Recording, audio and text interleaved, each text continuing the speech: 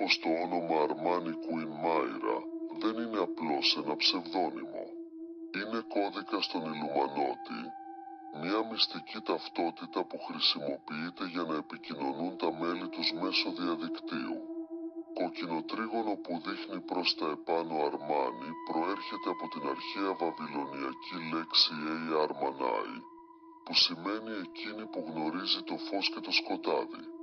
Κορώνα Queen δεν είναι τίτλος ματαιοδοξίας, αλλά η ιεραρχική βαθμίδα μέσα στην απόκριφη αδελφότητα, η βασίλισσα τους Μήνους.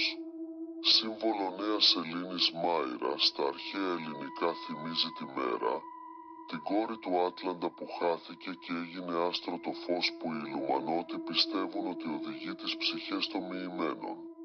Για χρόνια, το προφίλ με τη μάσκα εμφανίζεται και εξαφανίζεται ξαφνικά, πάντα κοντά σε περίεργα γεγονότα, μαζικά blackout, hacker επιθέσεις, ανεξήγητα σύμβολα που εμφανίζονται σε προφίλ στο Instagram και TikTok.